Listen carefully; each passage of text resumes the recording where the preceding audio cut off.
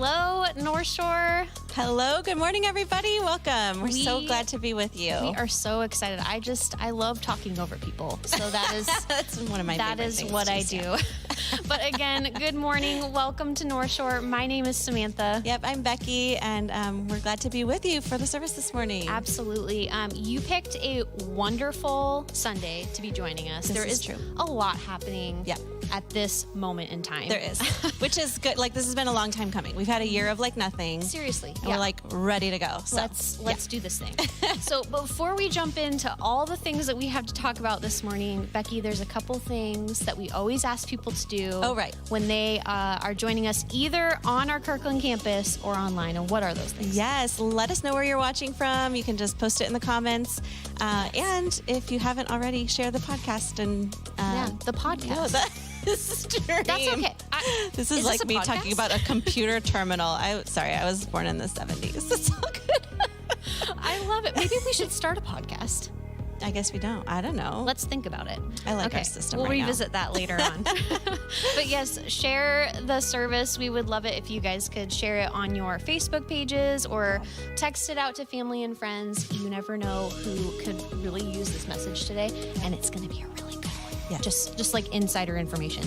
And also, if this is your first time joining us, massive welcome to you. We're so glad you're here. We have a couple ways for you to get connected. Yep. Whether you're joining us in person, you could come meet Becky and I at the guest services table, which is located out in the lobby after service. And if you're watching online or out in the service and you just are more of a texter, text Northshore to 97000 and we can get in touch with you that way. Yeah. And would love the chance just to meet you. So yeah, absolutely.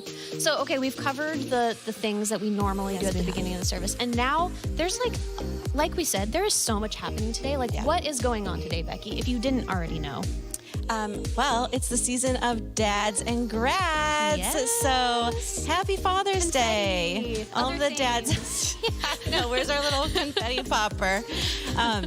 But happy Father's Day. Yes. So many dads are part of this church family. We love you guys. And it's just a fun day to get to celebrate you. Absolutely. And not only that, we had some graduations at the high schools in the area this week. Yeah. And we're just so proud of you guys. Gosh, what a year for all the seniors who've just come through an unimaginable kind of set of circumstances to have to navigate. And we just are so glad you're part of our church family. You're not the future of our church. You are our church, and we would not be who we are without you. So that's right. We love you guys. We're so proud of you, and just happy to celebrate with you. A huge accomplishment. Just big time congratulations to all the grads for sure. So Father's Day, celebrating graduates, and then also big announcement. It's the first day of summer. I haven't been tracking it, but I'm so glad I have it's been here. Counting down the days on the calendar until the first day of summer. I mean, we have endured so many months. I know. Of such horrible weather. If you're in the Pacific Northwest, you get it. You really earn the summer. You're just really do. waiting for July 4th because this is supposed to be the guaranteed time that the weather starts to turn. Yep. And we have the glorious Pacific Northwest. And we talk about the weather a lot on pre-service. I realized that the other day. I was like, we talk about the weather often, but it's just it matters to all of us, right? It's part of us. So anyway, first day of summer. Happy first day of summer to all of you. Obviously, we are excited. We want to hear from you in the comments, whether you're in person on our Kirkland campus right now or you're joining us online.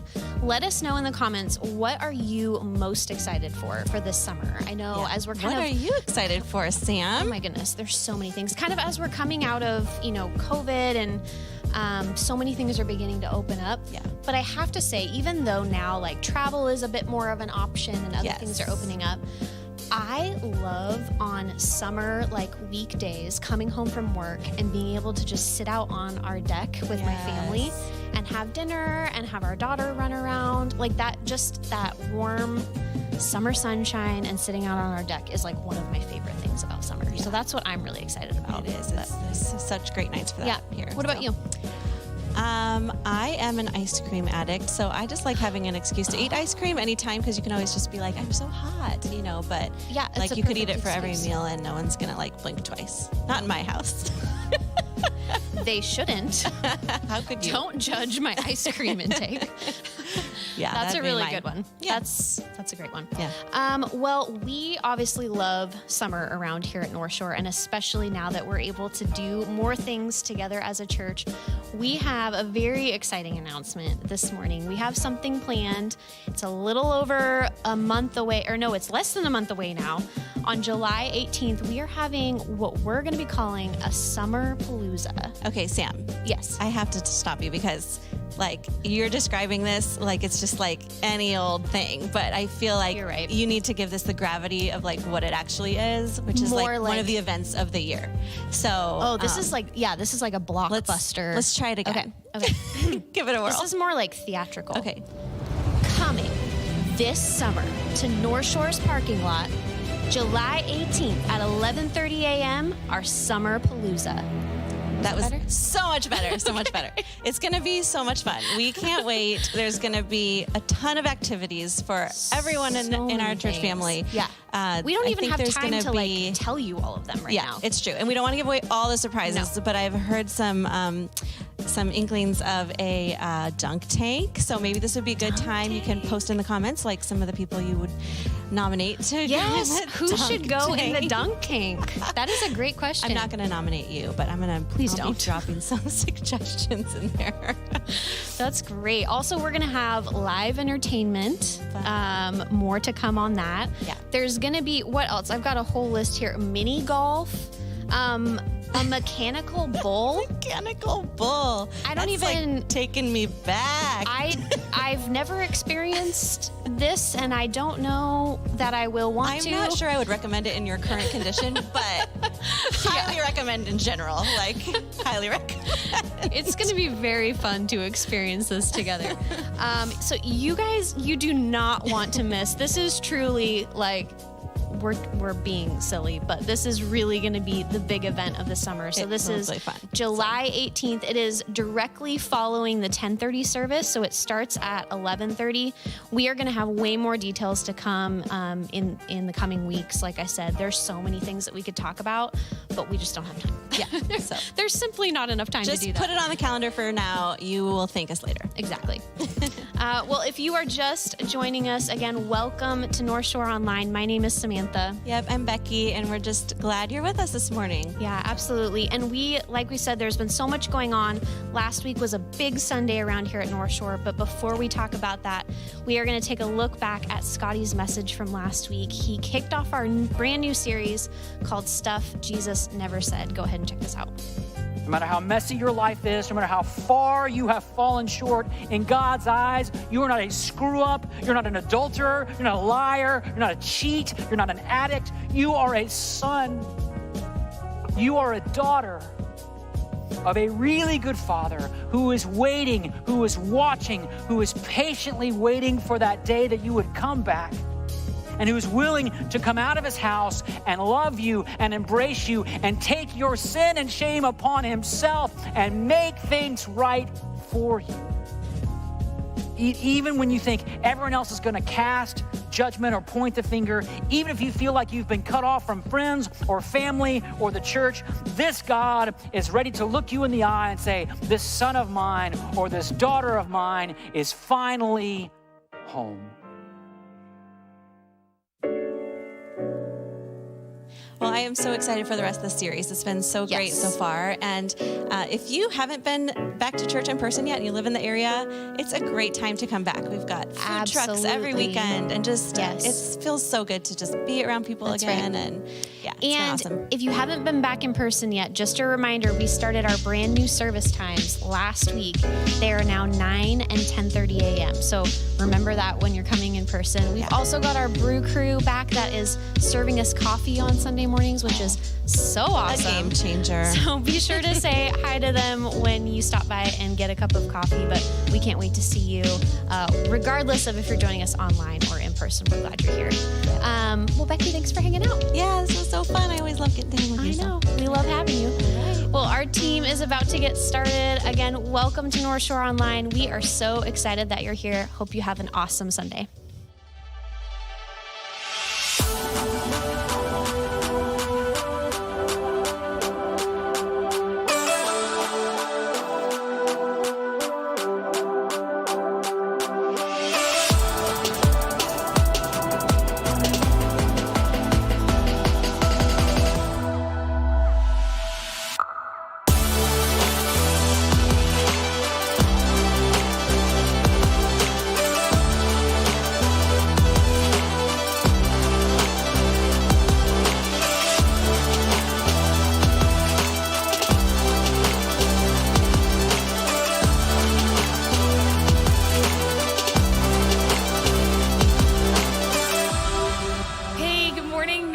Northshore. Big welcome here and online. Thank you for joining us. Hey, we're going to approach the throne of God in worship. So would you stand with us? Just stand wherever you're at, even on your couch. Let's sing together.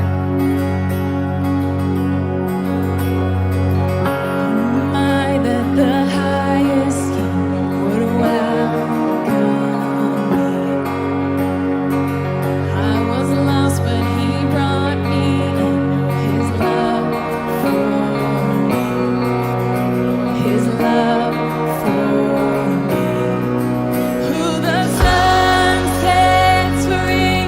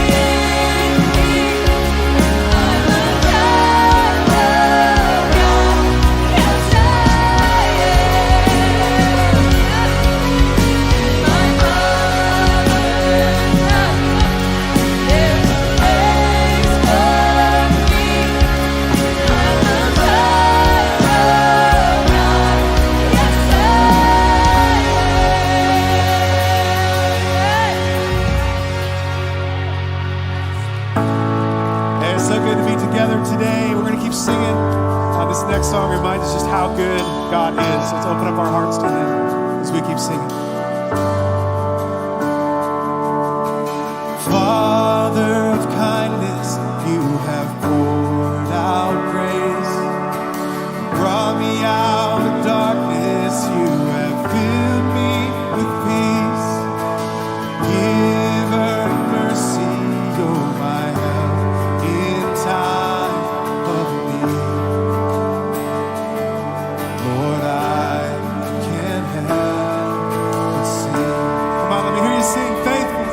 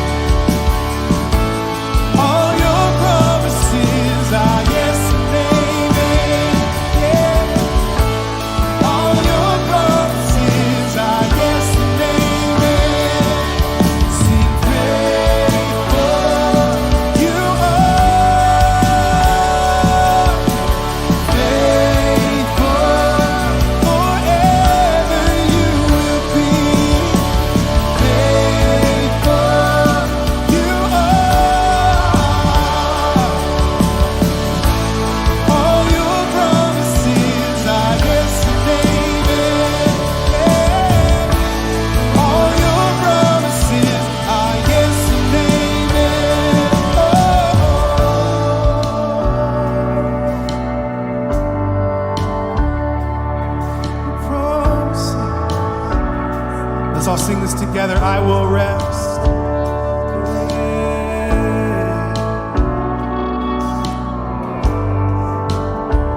And I will rest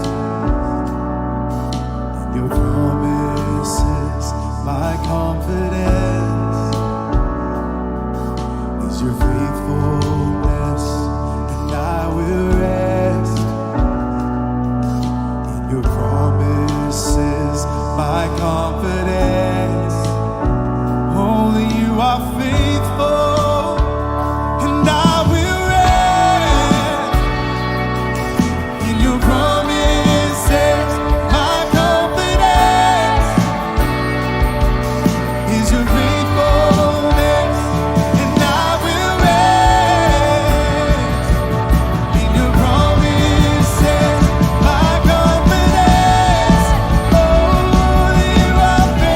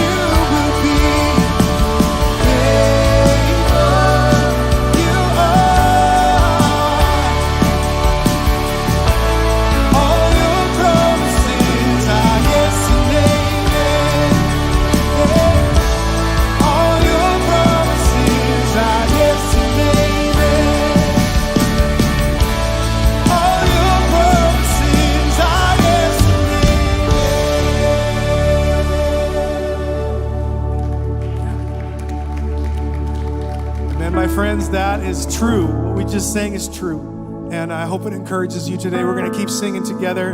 We learned this next song last week, and it is just a guide for us to a place of surrender, a place of genuine response to God. And I want to challenge us with something today. I want to challenge you to step out of your comfort zone in your worship in this moment. If you're asking God to do something new in your life, more often than not, He asks you to meet Him along the way. Right, as we step out of our comfort zone, we are open to Him working in our lives in new ways. And so for many of us, I know for me, oftentimes if I am in worship and I want to just step into a greater sense of freedom, that often these different worship postures that you'll see some of us using in the room are just incredibly helpful. There's something that God's people have been using for a long time. If I sense in my heart maybe that I'm not in that place of surrender, I'll hold my hands out like this, or I'll open them up to just remind me that this is the posture, not just that my body is in, but that I want my soul to be in too. And so I encourage you to use this. I know for some of us, we're comfortable using it. For others of us, we're like, if I get like to here, this is like 100%. And that's okay. It's okay that it's going to look different for each of us. We should not all look the same. But here's what I want to call us to in this moment. Ready for it? One word: freedom. Freedom is the word I'm calling us to right now. So whatever that looks like for you, it's okay if you're more reserved. It's okay if you're dancing in the aisles like Graham. Love you, Graham. You're leading me in worship down there. Be you, okay? There's no pressure to look a certain way, but we are invited to freedom. This is more than just checking off the list on our day and we're going to sing together. This is a holy, significant moment when people get together and sing these songs. So step into freedom. Let this song minister to you, and step out of your comfort zone a little bit. God meets us when we do that. Can we do that together? Yes. All right.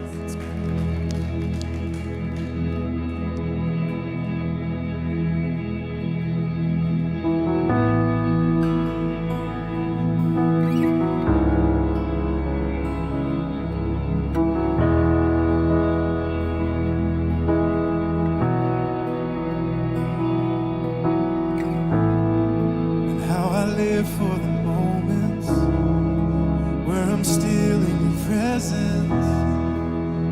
All the noise dies down. Lord, speak to me now. You have all my attention. I will linger and listen. Can't miss a thing. Lord, I know my heart wants more of you. My heart wants something new, so I surrender all. And all I want is to live within your love, being done by who you are. My desire is to know you deeper. And Lord, I will open up again, throw my fears into the wind. I am desperate for a touch of heaven.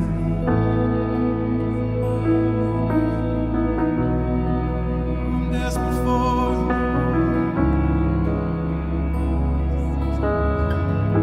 Let's sing this verse together. You're the fire in the morning. You're the cool in the evening. Breath in my soul. Oh, the life in my bones. There is no hesitation in your love and affection. It's the sweetest of all. And Lord, I know my heart wants more of you. My heart wants something new, so I surrender all. All I want, and all I want is to live within your love, being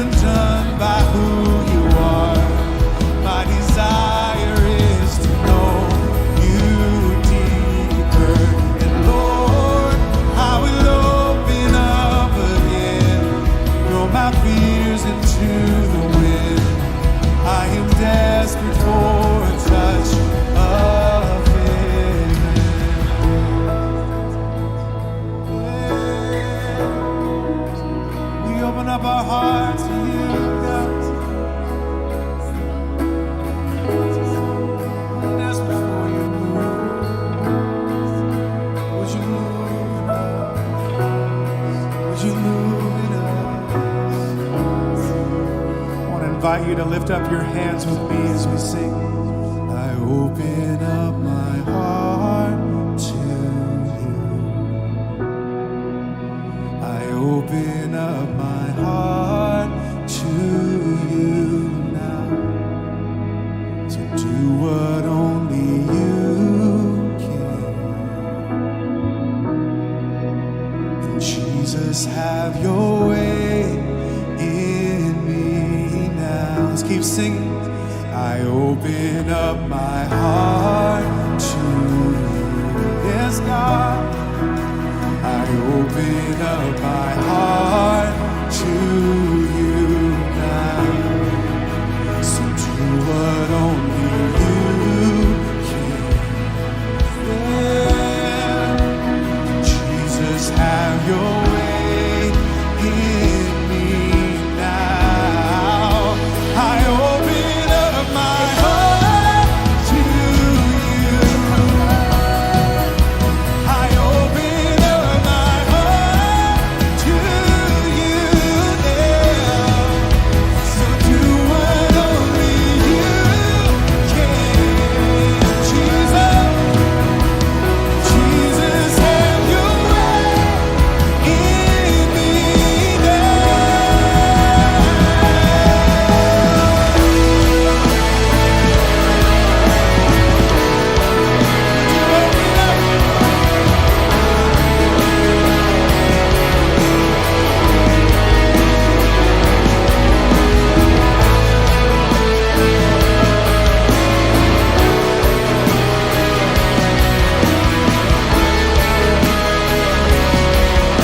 Sing all I want.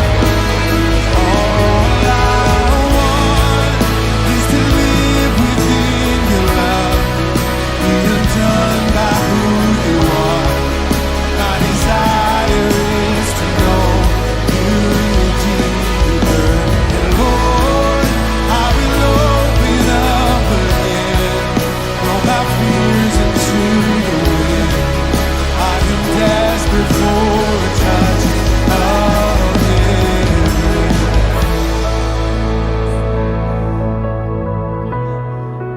Yes, God, we are desperate for you. We pray that you would move in this place, that you would move in our hearts. You would help us to sense your presence here with us, God. You are here, you're working. We want to interact with you. We want to hear you. We want to pray, and we want to be fully present in this moment, God. So we thank you. Like we just sang, Jesus, have your way. Do it only you can. And we thank you for this time we have together. In Jesus' name, amen. Amen. Good stuff, everyone. Hey, you go and take your seats. Hey, next week we have something awesome coming up. We have a guest speaker that we're super excited about, so we want to introduce him to you now. Let's take a look. Hello, Northshore. I am Harvey Drake, lead pastor at Emerald City Bible Fellowship, president and founder of Urban Impact, both of which are in Seattle's Rainier Valley. I'm going to be joining you in worship on Sunday, June 27th, and I'm going to be preaching on the sufficiency of God's grace. You've heard people say God will never put more on you than you can bear, but if you like me, there are times when you feel like God has gotten you mixed up with somebody else because of all the pain, all the struggle, and all the pressure that you've been under. But we're going to be preaching about how God's grace can carry us even when we feel we can't take anymore. God bless you, and see you soon. Well, Pastor Harvey was with us last year. It was such a powerful weekend, so I am really looking forward to next week. You're not going to want to miss that. Well, hey, happy Father's Day. I see a lot of dads in the room. Yay, you guys. Yeah, we love having a day to just honor you, whether you're our actual dad or for the father figures in our lives. We don't want to miss the chance to say thanks for all that you have invested in us and cared about us, and just all of the love and patience it takes to be a parent. It's amazing what you guys have poured out over the course of your lives. So thanks so much, and we honor you guys today. And we're going to keep the party going after the service. We've got food trucks outside. There's a poke truck, and am I saying that right? Poke, I never. And a taco truck. And so you can hang out. If you're watching online, you have plenty of time, if you live in the area, to get here even before the trucks are gone, and just take the chance to meet some people. You never know what kind of friendship could kind of sprout up out of a little conversation over some sushi. So we're looking forward to that. Well, I don't know about you guys, but the last year has just made me want to dig really deep into real friendships with people. I think we've been missing so much of that connection, and I'm just hungrier than ever to just have people that I can be real with and who can be real with me. And so if that's you, if maybe you've been around Northshore for a while, but you just haven't really found your place here yet, I want to invite you to an experience that we're hosting starting July 20th called Starting Point. It's a 4-week series where we'll meet on Tuesday nights. It's primarily on Zoom, and you'll just have a chance to learn more about Northshore, and we kind of look at what does it look like to have Jesus be at the center of every area of our lives. And so you're going to have some really great discussions as part of that. I always love getting to meet so many of you who are looking to get connected and helping you kind of find your next step, because it's not a one-size-fits-all thing. We kind of know that. It's something that we want to kind of walk alongside you as you discover. So we are really looking forward to that. So everyone in the room, pull out your phones. You can do this right now with me. If you've been to a restaurant any time in the last year, you've probably done this looking for a menu on a table, right? But open up your camera app, and there's a QR code on the screens, and I just want you to click on that. That's going to take you right to the Starting Point page where you can sign up. If you're watching online, the host will be posting that same link now, so you can just click on that. It'll take you to the page where you can sign up, and I just want to challenge you to do it. Sometimes summertime is a good time. We have a little more space in our schedule to kind of do those things that the rest of the year crowds out. So just want to encourage you to join us for Starting Point. We'd love to have you there. One of my favorite weeks of Starting Point, we talk about generosity. And I think I've shared a little bit about this here before, but spoiler alert, giving is as much about the people we become when we do it as it is the good things that we're giving to. And so we're going to receive our gifts. You can do that online. If you are here in the room, there are boxes out in the lobby. And I just want to challenge you to give if you haven't done that before. It's a good way, just a very tangible reminder that we put our trust in the giver, not in the gifts that he gives us. And so just encourage you to experiment with that if you haven't before. And thanks so much for those of you who give regularly to do all the ministry that we do here. So, well, Scotty is going to continue our series, Stuff Jesus Never Said, with an incredible message. No pressure, buddy, wherever you are. So let's listen to that now.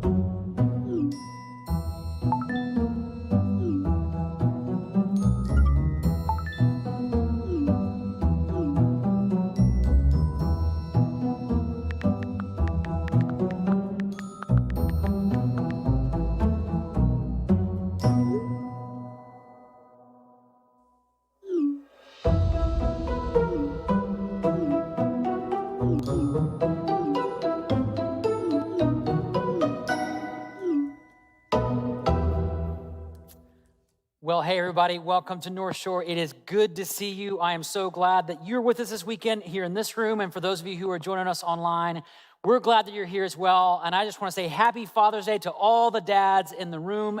And happy Father's Day to my dad, who's actually here with us this weekend. So it's super exciting that you're here, Dad. As I say often, without me, this would be just another day. So you're welcome for that. I'm just kidding. I love my dad, and I'm so glad that he's here, and I'm so glad that I have the chance to be a dad. But there's seasons in my life where I didn't know if that would be the case, and now I get to raise these two just incredible kids that I just love so much. In fact, this week, Nina was talking with Nora, and they decided to do a little game. She asked Nora to guess my age for Father's Day. And so Nora started kind of guessing. I think her first guess was 13, which I appreciate. And she went on, and Nina realized something kind of special was happening, so she took out her phone and she started to film. So take a look at this. 2. No, he's more than 2. 1 and 0. 1 and 0 is 10. He's older than 11. 10. He's older than 11. He's older than 13. He's more than that. 8. He's more than 8. What is? Do you want me to tell you? 8 and 9. Daddy is 45. What? He is 45? Oh, sorry. Well, sorry I'm 45 too, so I guess we both have to live with that. But I think I was thinking this week about the hardest thing about being a dad, and it's not the long hours or navigating the temper tantrums. It's all the times that I have to say I'm sorry. I'm sorry for losing my patience. I'm sorry for raising my voice. I'm sorry that I disappointed you. In fact, the reality is, and you know this, there's no such thing as a perfect father. Maybe you grew up with a dad who was harsh or kind of demanding. Maybe you grew up with a dad that was a bit distant or maybe uninvolved. Maybe you grew up without a dad. And these experiences, regardless of what your experience was, these experiences can have such a great impact on our sense of worth, our identity, our sense of who we are, if we matter. And I'm not saying that the role of a father is any more significant or more important than the role of a mother, but the reality is fathers have a unique impact on us, don't they? And one of the most significant questions that comes out of a child's relationship with his or her father is the question, am I good enough? Do I have what it takes? Will I be loved? So if you've ever wrestled with a question like that, I am so glad that you're here this weekend, because today we're going to be looking at a different kind of father, a father that Jesus knew, and he invites us to know that father as well. Now, as you know, we've been in this series. It's our second week in the series called Stuff Jesus Never Said, because in our day, there's a lot of misconceptions about what he said and what he didn't say. And last week, we discovered that Jesus never said, sorry, you've gone too far, or you've sinned too much, or you've crossed that line that you can't cross, so I simply can't forgive you. Instead, Jesus told that well-known story, the story of the prodigal son. A prodigal son who demanded his inheritance, insulted his father, left his home, wasted his money, and then hit rock bottom. But when he returned, instead of finding punishment, his father threw him a party. His father welcomed him home and said, let's have a feast and celebrate, for this son of mine was dead and he is alive again. But if you remember last week, if you were with us last week, or you know the story, not everyone was so excited about this behavior. In fact, some people thought this kind of welcoming, this kind of receiving, this kind of grace was actually quite offensive. In fact, the gospel writer Luke described the scene that caused that story to be told this way. You remember these words. He said, now the tax collectors and sinners were all gathering around to hear Jesus, but the Pharisees and the teachers of the law muttered, saying, this man welcomes sinners and eats with them. And the verbs kind of tell the story, don't they? Jesus was welcoming, which is why the sinners were gathering, which is why the Pharisees were muttering. And they were saying things like, this man has no standards. He's compromising our faith. He's watering down the whole system. He thinks he can just bypass the temple system, which we've been using for 2,000 years as a way to make sure people are holy and right and acceptable before God.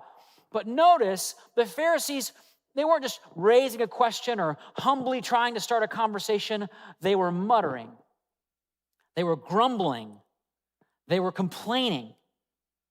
By the way, have you ever met someone in church who went to church all the time? Maybe they worked really hard to follow the rules, but then they kind of had a bad attitude. They were complaining a lot, or maybe they're just kind of a jerk.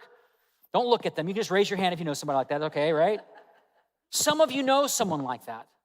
Some of you may have been a person like that. And I know people who won't darken the door of a church because they've had such a bad experience or bad encounter with a person like that. You see, the muttering, the grumbling of those Pharisees reminds us that you can try really hard to do all the right things and still become the wrong kind of person. You can aim for holiness and yet end up with bitterness. But here's the good news. Jesus never said, you just need to try really hard and then I'll accept you, then you'll be holy, then you'll be worthy. What did he actually say?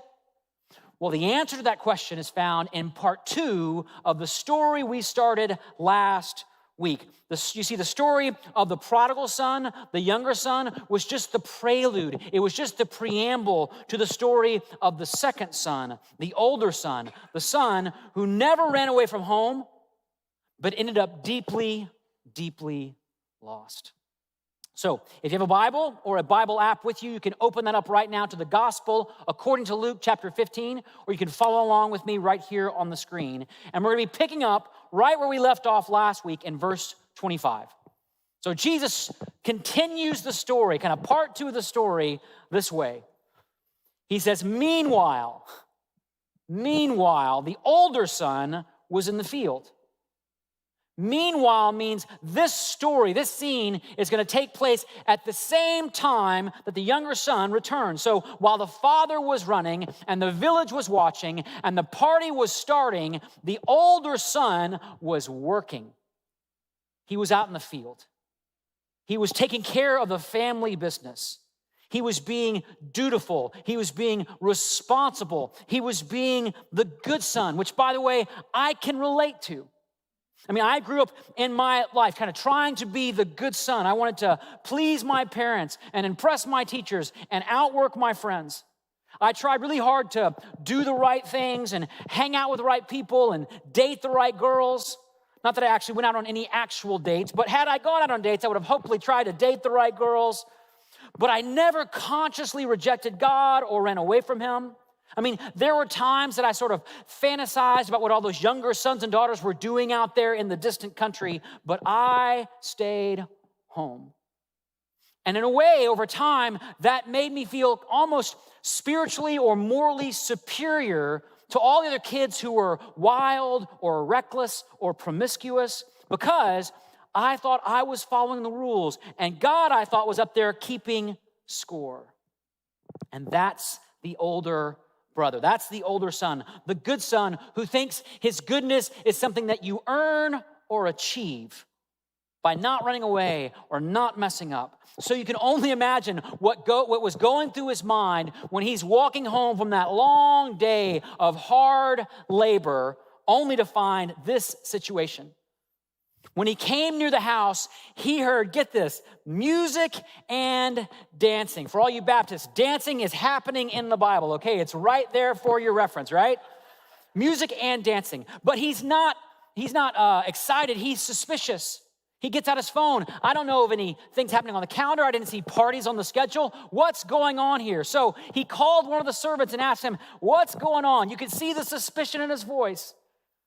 And then, next slide. Your brother has come, he replied, and your father has killed the fattened calf because he has him back safe and sound. To which the older brother replied, amen, it's a miracle. I've been praying for this moment. I've been waiting for this moment. Father must be so happy. I hope they left some food and wine for me to celebrate, right? Or maybe not so much. Some of you know this old story about a Sunday school teacher who was telling this parable to her class of students. And she said, there was one for whom the return of the prodigal brought no rejoicing, no laughter, only bitterness and resentment. And one of the kids raised her hand and said, the fattened calf? I didn't think it was that funny either, but you can't go through Father's Day without a good dad joke, okay? So that was that one, all right? Well, there was one person who wasn't happy about that. Jesus said, and look at this, the older brother who's outside watching the music and the dancing became angry. He gets mad. I mean, he's furious about this. He becomes angry and he refuses to go in. Now, this is the first mark of what we might call older brother spirituality, or older brotherism, if you will. Anger, resentment, kind of chronic bitterness. And in this case, the older brother is angry. Why? Because instead of being punished, the younger son, his little brother, got a party that in his mind should have been for him, right? He's the one that stayed home. He's the one that had behaved well. He's the one that followed the rules. He's the one that did all the right things. He's the one that's taking care of the family business. He's the one that's making up for the losses that son caused. If anybody deserves a celebration, especially when the younger son comes back, it has to be the older brother. He's the good son, the model son, the one you want to be more like. You see, when holiness becomes something that you can earn or achieve, the grace of God, the grace of Jesus is always going to seem unfair. Because I can think of very few scenes in the Bible that were as unfair as this one. The younger son should have been the very last in line to receive the fattened calf, but now he's first. He's the guest of honor. Kind of a goofy illustration of this, there's a freeway exit not far from where we live that has 2 lanes. The right lane exits to the east onto another highway, and the left lane exits over the freeway to the west. And during rush hour, that right lane gets really, really slow, backs up like hundreds of cars, almost to a crawl pace. But thankfully, the left lane, which we normally use, almost never has any traffic. But then here's what happens. Some of those cars stuck way back in that right lane will sneak out into the left lane, drive all the way to the front, and then merge their way back in, right? You guys know what I'm talking about? You've seen this before? Some of you do this. I can feel the guilt in the room right now. Like, you know it's you, right? And I get so mad, I start honking and I'm yelling at those drivers like they can hear what I'm saying. I'm yelling at them because why should they get to skip to the front? What did they do to deserve to go all the way to the front of the line? And to get this last week, like a week ago, I was in the right lane. It was way backed up. I was late for an important meeting. So you know what I did? I got out of that right lane, I drove all the way to the front, and I merged back in. And guess what? Right when I did, somebody starts honking at me, and they're yelling at me. And I think, how dare you honk at me? Don't you know I'm a pastor? I mean, I'm trying to help people become more loving and more patient. If anyone deserves to be at the front of the line, it's me, okay? I said I was a pastor, not a good pastor, so that's just that. That's why the older brother is so angry. I mean, his sinful little brother, that disgrace of a brother, just skipped to the front of the line. He didn't have to pay back his debt. He didn't have to prove week over week or month over month that he was the good son again or he had learned his lesson. He just showed up, confessed, and dad threw him a party. But that's not the only reason he refused to go in. See, in that culture, when a banquet is given, it's the job of the older son to serve as the head waiter in the family, which means the older son must now serve who? His shameful little brother. It's his job to embrace him as an honored guest. It's his job to pay him compliments throughout the evening. It's his job to serve him throughout the night. And the older brother's like, there is no way I'm waiting on that guy. There's no way I'm serving that guy. Not after what he did to me and to our family. Maybe after he stays home a while. Maybe after he pays off his debt. Maybe after he proves he's a different kind of person. Then I'll stoop to serve him. But certainly not now, and certainly not this way. But here's the thing, and it's a real important moment, a dynamic that we can miss with our kind of 21st century eyes by refusing to go in the house, by staying outside and refusing to play that role of the head waiter in that house. Even if he thinks he's justified, the older son is now insulting his father. He's insulting his father. He's dishonoring his father. Last week, I mentioned a scholar by the name of Dr. Kenneth Bailey, whose work has been super influential for me around the parables of Jesus. And he spent years living in the Middle East, telling these stories to thousands of people. And he notes that in a Middle Eastern context, the older son's refusal to go in the house is just as offensive as the younger son asking for his share of the family wealth before his father dies. Because the older son's dishonoring act is done in public. I mean, at least the younger son went to his father in private, but now the older son dishonors his father in front of all the village to see. And everyone listening to the story would know that now the only way the father can save face is to wait for that older son to finally come in the house and then publicly rebuke and punish him. That's what they're waiting for. That's what they're expecting. Rebuke and punishment for dishonoring his father. And so once again, the entire village, everyone at the party is thinking, what will this father do now that he's been insulted again? Are you ready? Check this out. So his father went out and pleaded with him. His father went out of the house and pleaded with him.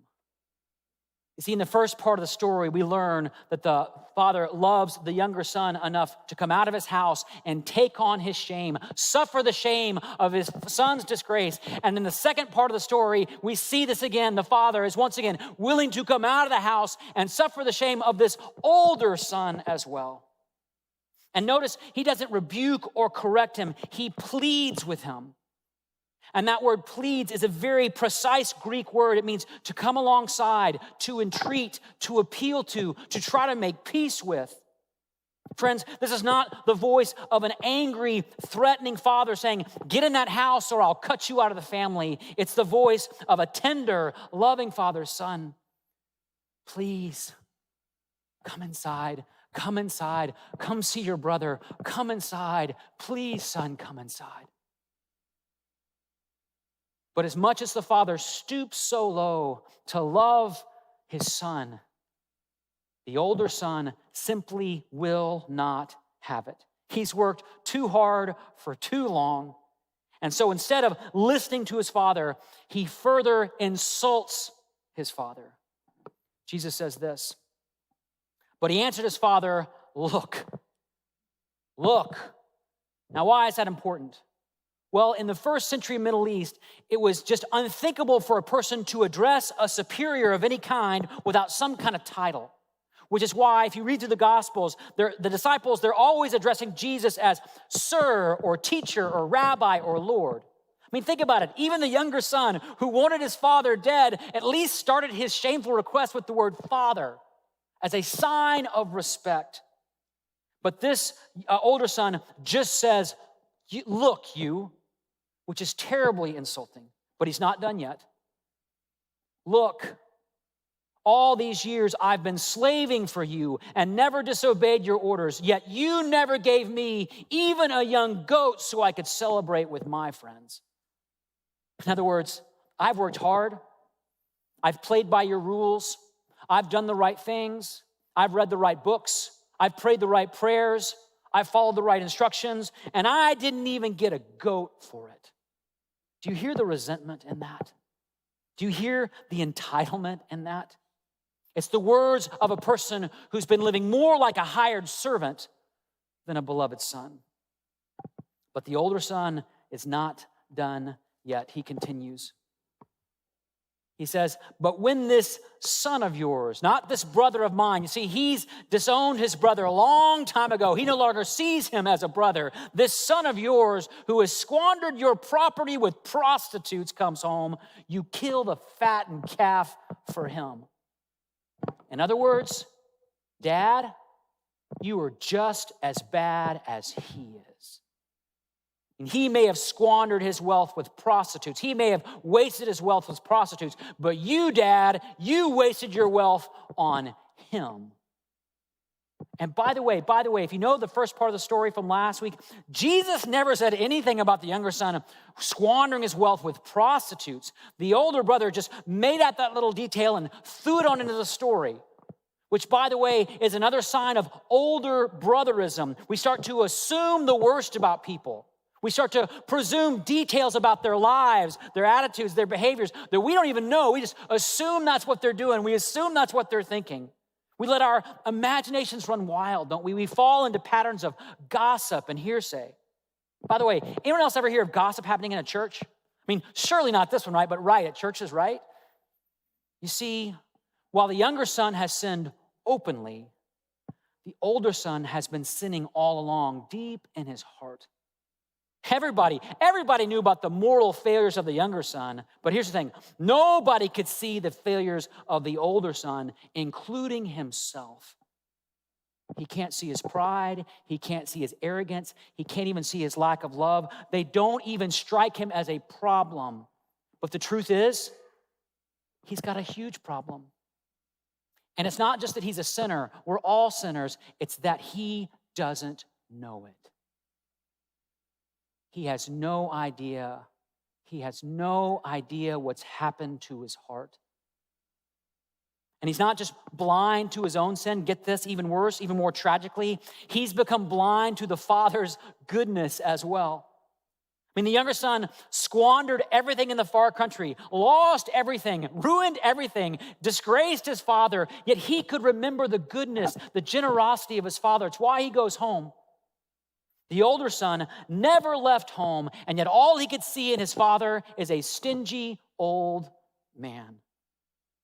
And friends, here's the thing. He didn't get there by drinking or gambling or swearing or lusting. He got there because he was living like a hired servant instead of a beloved son. He never left home, but he was 1,000,000 miles from his father. 1,000,000 miles away. And I know you know this, but this happens in our day too, doesn't it? All the time. All the time, people who commit their life to God, who sincerely seek to follow him, want to please him, want to obey him, but along the way become cold or callous or smug or self-righteous because they think God wants hired servants instead of sons. A good friend of mine once put it this way. He said, when you make a decision to put your faith in God, when you decide to take obedience seriously in your life, one of two things is going to happen to you. Either you're going to become more like the Father, humble, compassionate, self-giving, or you're going to become more like the older brother, hardened, calloused, self-serving. And maybe that's what's been happening to you. Maybe that's what's been happening in your heart. Maybe that's part of why you feel bitter or burned out with the whole thing. And by the way, this is why so many younger sons and daughters out there want nothing to do with Christianity. They think churches are filled with older brothers. You know why? Because so many of them actually are. The truth is, and I'm not pointing the finger at anyone here. I'm part of this too. And the reality is we need the grace of Jesus, not just when we return home like that younger son, not just when we come to faith and realize that we're loved, but every single day. We need to remember that holiness is not something that you go out and achieve. It's something you receive from the one person who's holy every single day that never changes. Never changes. Otherwise, and this happens, and some of you know this place so well. Otherwise, all those acts of devotion and dedication, all those moments of piety and perseverance will tempt you to believe that you've earned your seat at the table and that God somehow owes you something. And friends, that place, at least according to Jesus and the picture he paints in the story, that place is more spiritually dangerous than anything that happens out in the distant country. But there's good news here, really good news in this story. And the good news is Jesus doesn't want that to happen to you or to me. He loves you too much to let that happen to you or to me. And I know this is true because of what the Father does next in the story. After being insulted and dishonored again, the father looks into the eyes of that angry, bitter son and says this. Take a look at this. He says, my son. And by the way, this word for son, you don't see this in the English. This word for son in the Greek is a different word for son than any other form of the word son in the story. And it's a more tender word, a more compassionate word. It means my boy, my best boy. And by the way, we older sons and daughters need that kind of extra tenderness, don't we, to soften our hardened hearts. The father says, my child, my best child. And he says, you are always with me, and everything I have is yours. You see, you were never meant to be a hired servant. You've always been a son, and whatever is God's, it belongs to you already. And we older sons and daughters need to be reminded that we're not in the family of God. We don't have to earn our way there. It's a gift. Everything he has, God's saying, everything I have, it's already yours. You don't have to earn it. You don't have to achieve it. You don't work for it. You receive it. And then the father continues, he's not done yet.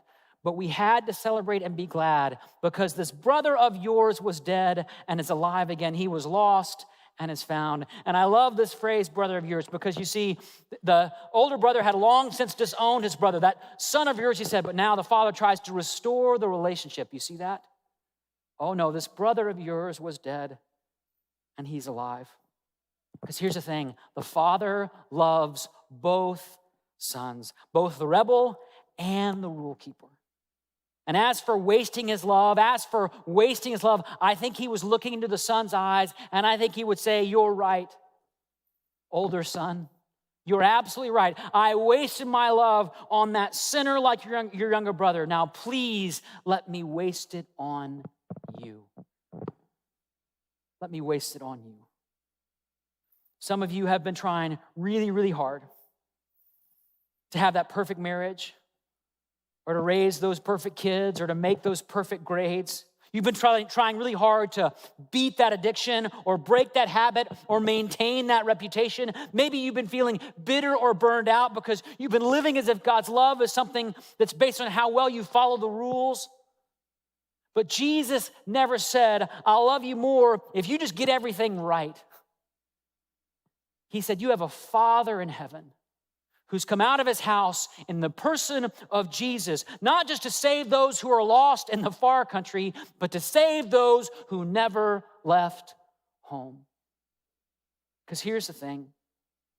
He would want to say to you now, my child, my best child, thank you for longing to be holy. Thank you for all of your effort to be faithful, but that's not why you're my child.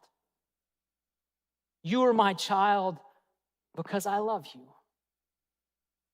Did you know that? Friends, do you know this? Like deep, deep in your heart, do you know this?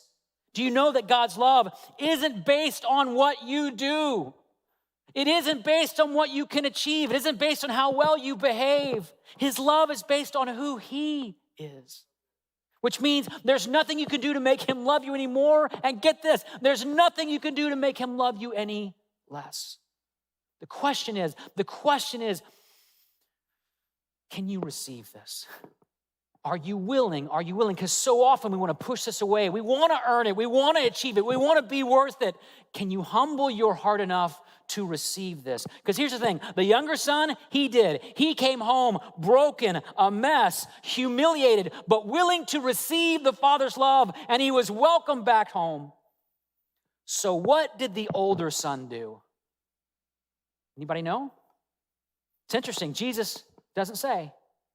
He just ends the story almost without an ending, leaving the audience guessing. Although in that culture, in that context, it would be pretty clear what would need to happen next. Because the father had so shamefully embarrassed his family, shamefully embarrassed the name and honor of his family, the older son, to save face and protect his honor, must now do to the father what the father should have done to the younger son. Anyone remember what the ceremony was called? We talked about it last week. Kezezah, cutting off, which means right there with the crowd watching, he would mock his father, he would scorn his father, and then he would pick up his staff and he would beat his father. And by the way, isn't it interesting? Isn't that exactly what the Pharisees and the teachers of the law did to Jesus? You see, they could not accept the way he was welcoming sinners, last to first. Come to my table, you're welcomed home. They could not accept it. And in the name of holiness, in the name of righteousness, in the name of purity, they turned him over to the Romans, had him executed on a cross. And yet, get this, even on that cross, as all the older sons and daughters scoffed and scorned, Jesus didn't say, well, finally, I'm done with you. You know what he said? Father. Because he knows what kind of father the Father is. Father, what? Forgive them. Friends, this is no ordinary Father. This is your heavenly Father. And he didn't just come into this world in the person of Jesus to die for rule-breaking sinners. He came into the world to die for rule-keeping sinners as well. Hoping, praying, longing, waiting, wanting you to come home and come in and receive your Father's love. Which means there's another possible ending to the story, isn't there? Perhaps, just perhaps, the older son, like his younger brother, humbled himself and let his father love him. Perhaps he finally realized that holiness isn't something you achieve, it's something you receive from the one person who actually is holy. Perhaps the story ended with another miraculous, amazing, scandalous, loving embrace. This older son of mine was dead, but now he too is alive again. But for that to happen, the older son must do something that older sons and daughters struggle so deeply to do. It's real simple. He's got to do this. Because see, down here, it's not about me. It's not about what I can do. It's not about my reputation or my resume. Down here, it's all about grace. Down here, it's all about what God has done for me. Down here, it's not about how holy I am. It's about how loving the Father is. And the only way to receive the love of this kind of Father isn't to prove yourself or promise anything. It's to confess and be on your knees and realize it's only because of His love that I get to be welcome home. And some of you need this moment right now so desperately. And so whether you're in this room or watching online, I want to invite you to do something right now a little different. If you close your eyes for just a moment. So everybody close your eyes. And nobody's watching, so this is just between you and God. And I want to invite you, if you need this, if you've been bitter or burned out or just trying, only to feel like your heart's getting colder and colder, I want to invite you to get on your knees right now in this room or wherever you're watching from, just out of your chair, on your knees. It's important to physically be in a posture where you can experience how God's love works in your life. And so I want to invite you right now to be on your knees like the younger son was when he came home, like the older son may have been, and hear the words of the Father for you right now. My child, my best child, I am so grateful for your longing to be holy, for trying so hard, for your desire to be faithful, but that's not why you're my child. You are mine because I love you, and if you only receive that now. And so, Jesus, we want to receive that love that you paid for on the cross. You've done all the work. We just have to humbly surrender before you and let you love us. So, God, do that. Love us right now. Let us hear your voice and see your heart. Father, thank you for your love. Thank you for receiving me home again. And everybody who prayed that prayer said, amen.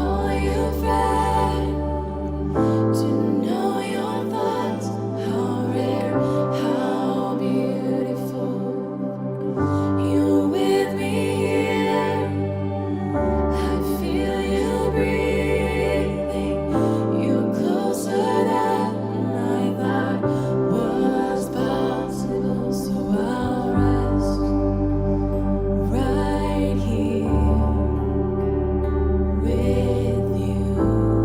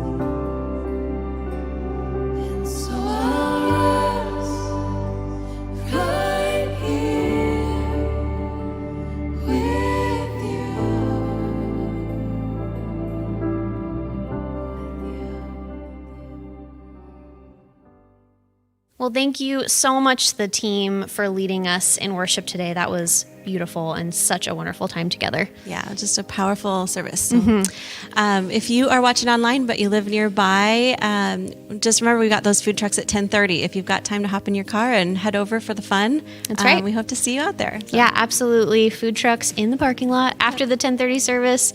And also, do not forget, next week, Pastor Harvey Drake is going to be joining us here on our campus. We can't wait to hear from him. That's going to be a do not miss Sunday. So we can't wait to see you back. Yep. Same time, same place, right here at Northshore Online. We'll see you then. Bye, everybody.